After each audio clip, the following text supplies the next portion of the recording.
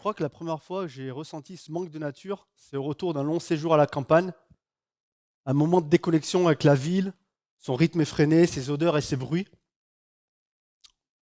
Je me suis aperçu qu'en fait, la nuit fraîche, ces longs et beaux paysages qui se profilaient devant moi, se posait alors la question de savoir est-ce que j'allais y rester. Malheureusement, il fallait que je revienne dans un espace minéralisé où le dernier végétal de ma rue avait été rasé. Une allée de palmiers dont une toute petite bête avait eu raison, le charançon.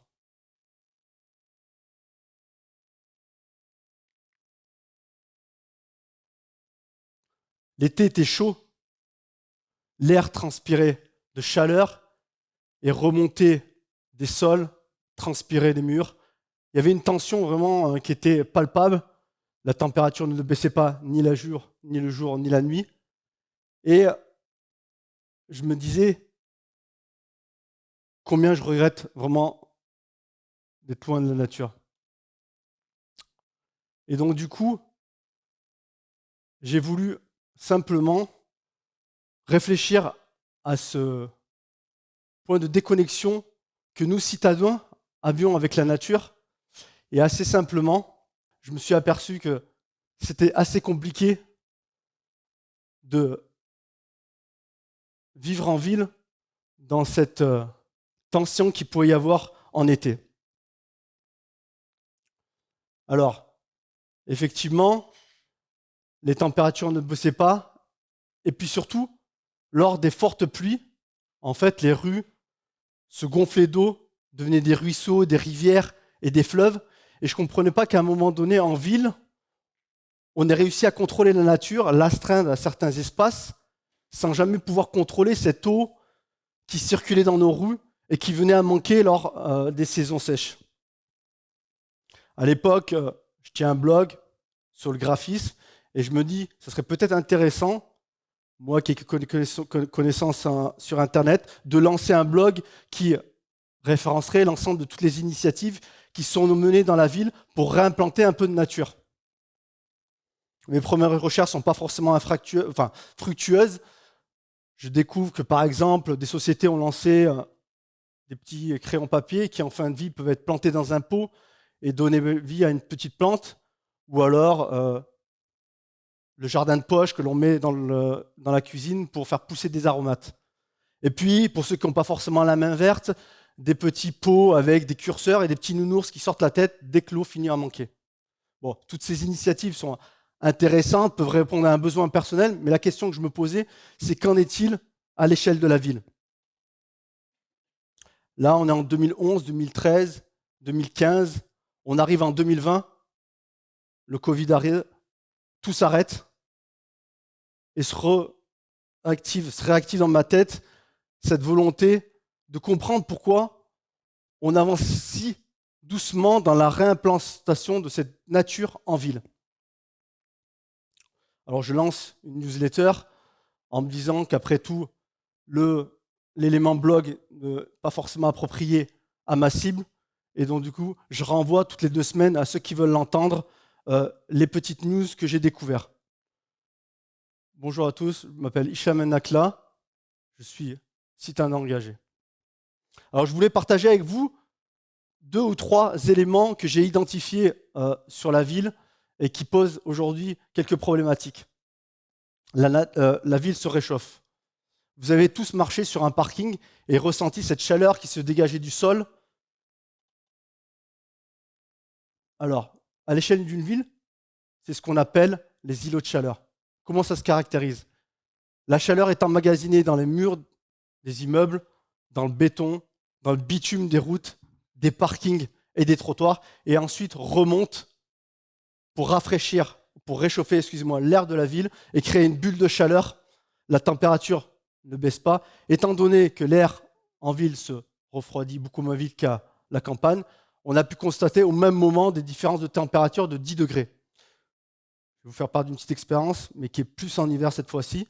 L'hiver dernier, je discutais avec un agriculteur de la ville de Valence, dans la Drôme, qui me disait que des arbres fruitiers avaient été impactés par le gel à 10 km du centre-ville, quand ces mêmes arbres n'avaient pas du tout subi les affres de l'hiver.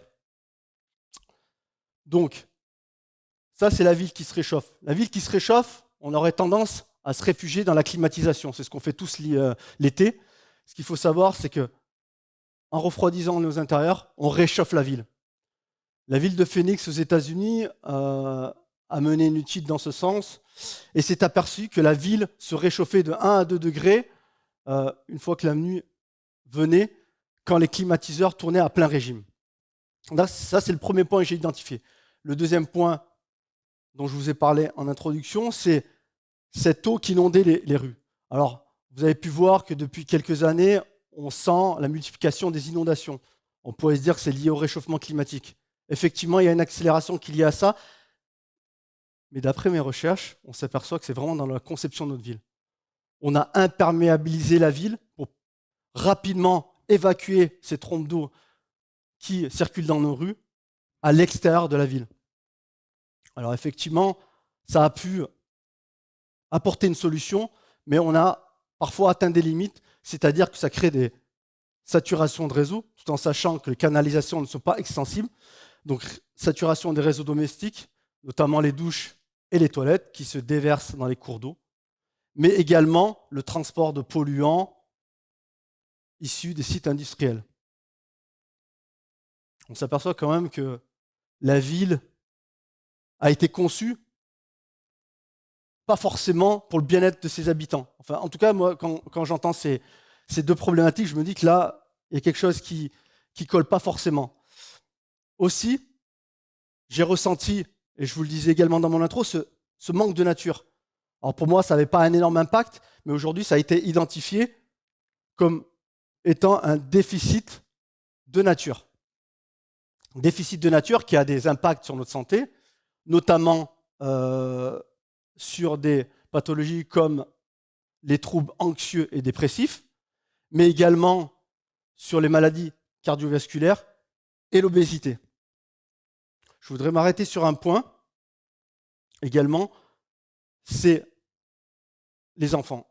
On a pu voir les problèmes qui ont été soulevés durant le confinement sur leur isolement. Je fais partie de cette génération en fait, qui a eu la chance de pouvoir courir dans de grands espaces, monter aux arbres, construire des cabanes sans forcément être limité dans la superficie. Il y a une étude qui montre que depuis 30 ans, 90% de la surface sur laquelle peut graviter un enfant, sans la supervision de ses parents, a été réduite. Ce qui a un impact évidemment sur nos modes de vie, mais également sur nos modes de pensée. C'est-à-dire qu'on peut imaginer assez simplement que si un enfant a peu de contact avec la nature, il en sera beaucoup moins sensibilisé et beaucoup moins attentif aux problématiques environnementales, climatiques. Je continue donc sur cette notion liée à l'enfant et je me dis, vous avez tous une petite sœur, un petit frère, des enfants, et vous avez pu voir vraiment l'émerveillement que peut avoir un enfant lorsqu'on lui parle de tel et tel animal, du pingouin, de l'ours polaire, ou par exemple des astres. Cet émerveillement, je pense que la nature l'apporte, le priver de cette chance, peut-être à mon sens problématique. Alors j'avais 3 solutions. La première solution, c'est de me dire, après tout, je vais continuer à lister l'ensemble de ces problématiques, et puis je vais aller chercher les responsables, comme on le fait sur certains réseaux, et qui ne correspond pas forcément à mon caractère. La deuxième notion, c'est simplement se dire, après tout, d'ici 2050, on devrait être 9 milliards d'habitants, 70% de la population habitera en ville, finalement, il n'y a rien à faire. Partons tous à la campagne, peut-être qu'on pourrait y trouver des solutions. Ou la dernière option, c'est de se dire, finalement, les problématiques sont identifiées, il suffit de se baisser pour les ramasser, et que ce serait assez intéressant de se focaliser vraiment sur les solutions. Donc, je vais aborder avec vous quelques solutions. On a parlé donc de cette peau qui constituait la ville, c'est-à-dire le fait que la ville soit bitumée et imperméable. Je propose qu'on débitume, simplement. Débitumons partout où on le peut. De plus en plus de villes ont comme objectif de replacer le citadin au cœur même de leur conception, en créant plus de zones piétonnes, plus de place pour les cyclistes. Donc forcément peut-être beaucoup moins de place pour la voiture. Donc on aura énormément d'espace bitumé comme les parkings, les routes, qu'on va pouvoir débitumer et laisser à la terre la possibilité de respirer, de transpirer et de rafraîchir. Et puis plantons. Plantons. Alors, plantons des végétaux, mais également des arbres. Je m'arrête sur l'arbre parce que pour moi, c'est l'élément clé de la végétalisation en ville. Ce qu'il faut savoir seulement, et ça je vais faire une petite parenthèse, c'est qu'aujourd'hui, l'élément arbre est utilisé un peu comme l'outil marketing de beaucoup d'enseignes, beaucoup de marques pour vanter leurs produits, mais également vanter leur engagement écologique. Et parfois, j'ai l'impression que c'est la solution. L'arbre n'est pas la solution. Il peut être un partenaire dans la solution qu'on pourrait apporter dans notre façon de considérer la Terre, mais ce n'est sûrement pas la solution. Donc, je pense qu'il faut être attentif au fait que ce n'est pas parce qu'on va planter des arbres qu'on va pouvoir compenser notre carbone. Non, je pense que l'arbre peut être un partenaire important, mais qu'il va falloir réfléchir à notre consommation et aux ressources qu'on utilise. Je reviens à l'arbre, vous avez tous marché sur un parking et ressenti cette chaleur qui montait du sol, et puis vu une allée de platanes. Tout de suite, vous allez vous réfugier sur cette allée. Donc l'arbre nous apporte l'ombrage, et ça, inutile d'être scientifique pour s'en apercevoir. Les températures sont beaucoup plus basses sous un arbre. Ça permet également, grâce à ses feuilles et l'évapotranspiration, de rafraîchir l'environnement. Puis, il y a d'autres qualités qui ne sont pas forcément connues, notamment sur le fait de filtrer les particules et polluants, créer de l'oxygène, absorber le gaz carbonique, stabiliser les sols et drainer l'eau qu'il y a dans le sol.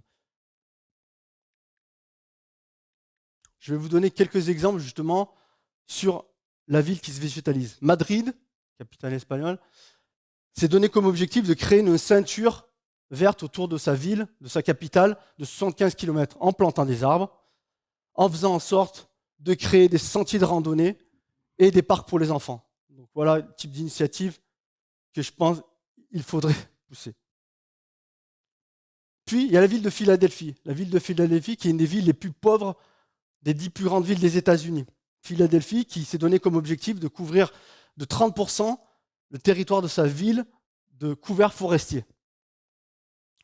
Une étude a été menée en parallèle et on s'est aperçu qu'on pourrait sauver plus de 305 morts prématurées chaque année. Donc, on se dit qu'après tout, on va pouvoir rafraîchir la ville, mais aussi avoir un impact sur la santé de nos citoyens. Il y a une autre initiative qui est excellente dans cette ville, c'est que l'association Triphylie, pour permettre d'accélérer cette plantation, a distribué plus de 1000 arbres à ses habitants pour les aider à planter. Donc voilà, ça permet également d'engager le citoyen dans la conception même de la ville. Et enfin, la ville d'Atlanta a affirmé dernièrement qu'elle avait économisé 885 millions de dollars en infrastructures de réseau pluvial en plantant des arbres. Donc on s'aperçoit que véritablement, il y a des solutions qui sont existantes, qui ont été testées et qui marchent. Le dernier point, ça va être la ville inondée. Donc là, vous avez un exemple typique de ce qu'on appelle une ville éponge. C'est-à-dire qu'on a le même territoire qui a été pensé pour que durant les saisons de pluie, c'est une zone inondée avec des passerelles où les habitants peuvent sillonner. Et puis durant les saisons sèches, c'est un parc où les habitants peuvent graviter, peuvent se balader et puis en même temps avoir ce contact avec la nature, avec différentes descentes d'arbres. Donc voilà, c'est ce qu'on appelle la ville éponge. Pour conclure, j'aimerais juste vous dire que je suis ni un urbaniste, ni un architecte, c'est un simple citoyen qui a décidé à un moment donné de s'intéresser à comment sa ville était conçue. Et il y a deux choses qui sont importantes pour le changement, à mon sens, c'est l'émerveillement. Et je pense que les enfants sont inspirants dans ce sens-là, puisque prenez juste l'arbre, et si on se renseigne un peu sur cet élément-là, on s'aperçoit qu'il y a des choses qui sont complètement incroyables. Et puis l'engagement, c'est-à-dire ne pas laisser la ville se faire sans notre accord, sans notre aval et sans notre engagement. Voilà. Donc moi, j'ai décidé qu'à chaque bonne nouvelle, j'allais la diffuser. Et je vous invite qu'à chaque initiative qui aille dans ce sens-là, de la diffuser à 3 personnes de votre entourage, puis à 3 personnes de votre entourage, qui la diffuseront à 3 personnes de votre entourage, et ainsi de suite. Je vous remercie.